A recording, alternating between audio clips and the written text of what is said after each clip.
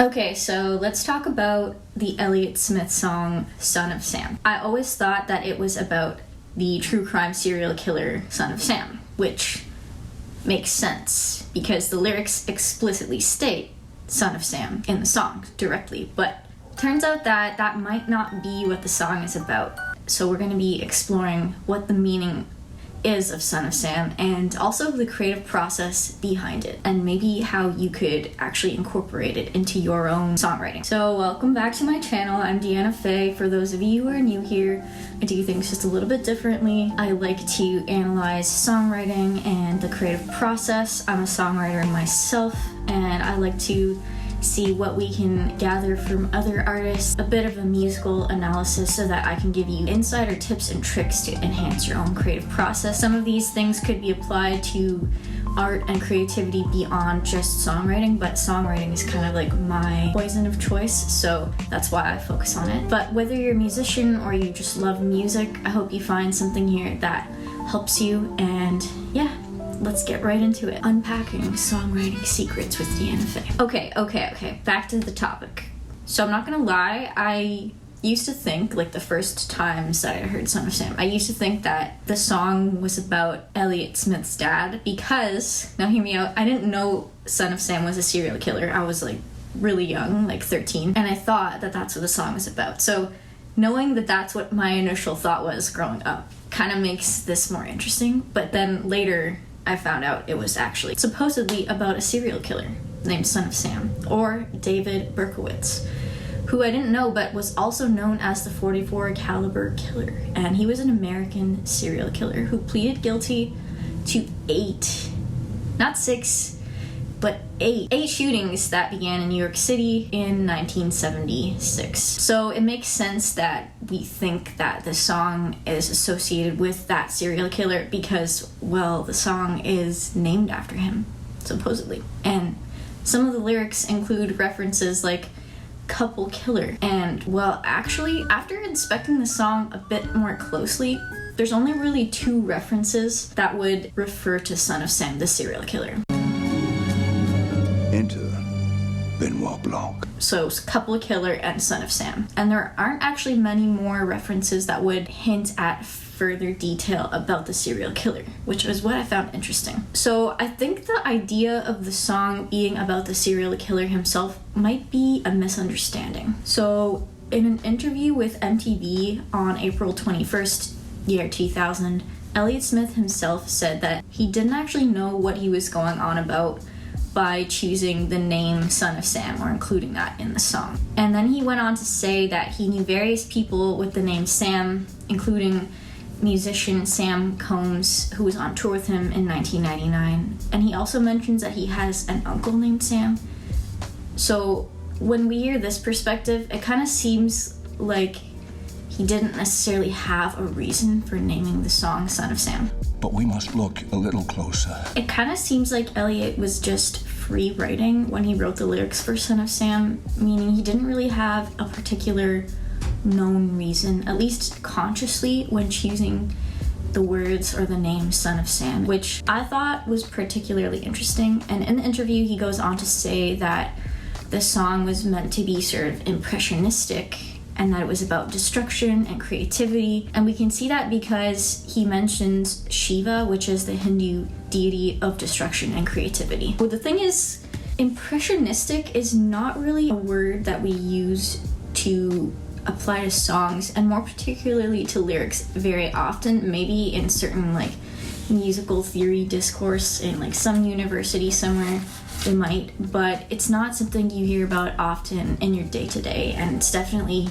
honestly, not something that I have heard to describe lyrics of a song or describe a meaning of a song. I think it's interesting that he uses that word. So Impressionism, when applied to visual art, is the idea of short, thick strokes of paint, quickly capturing the essence of a subject rather than its details. Got that from Wikipedia. But of course, that's talking about visual art. I think Impressionism could be applied to not just music, but to song lyrics, which is actually really cool. The same principle would apply. Instead of worrying about details and formal structures, you would more so focus on intuitively, splashing in notes and chords to sort of paint a picture of various impressions. And when you're talking about it musically, it's kind of like a bit more of an abstract way of writing music. But when discussing songwriting lyrics that are impressionistic, it can create like vivid splashes of images in the listener's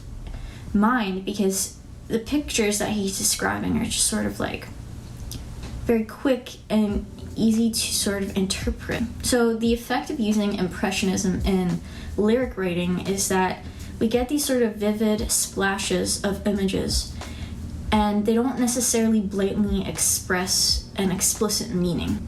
So in Son of Sam, he's conjuring up a few different images which combined create the mood of the song, like the couple killer, Son of Sam, interpret that how you will, a person acting under orders from some sort of higher power, and then Shiva with her arms open is kind of like the most descriptive thing that he has in the song, and she's the deity of destruction and creativity.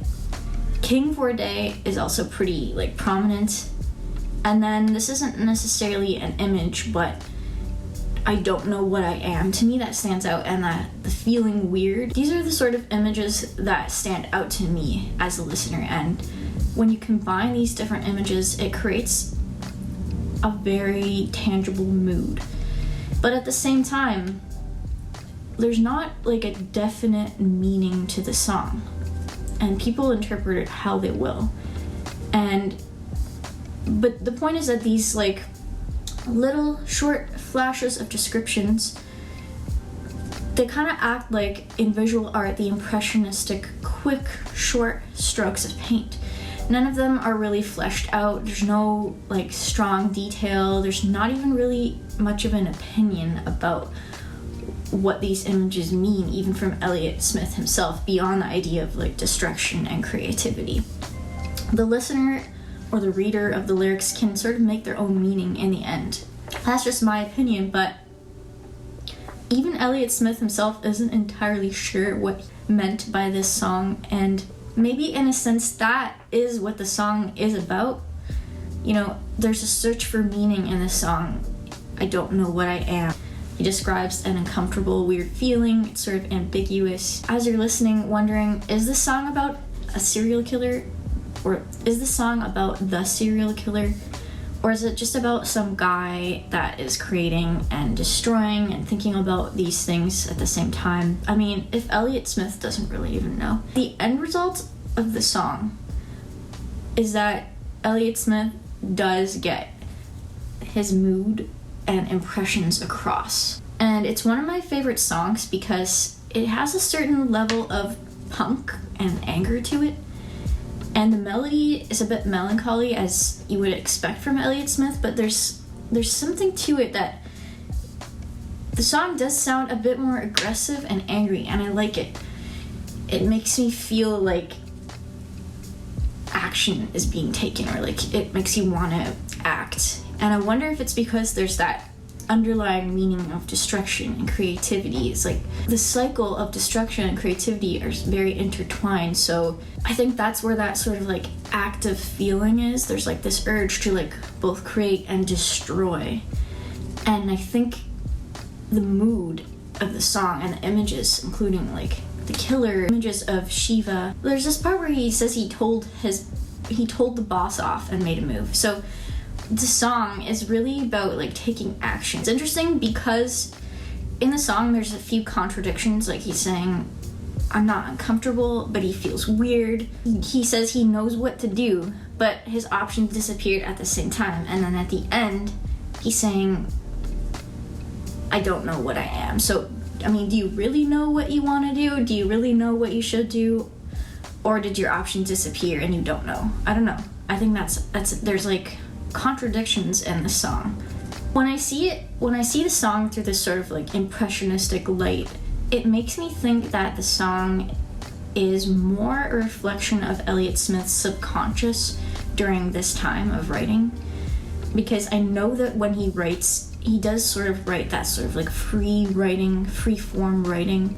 It makes me think that Son of Sam is actually just more a reflection of Elliott Smith's subconscious at the time, you know, of an artist who had all this creative power, all this creative talent, and, you know, he's given the ability to actually share his creations with the world.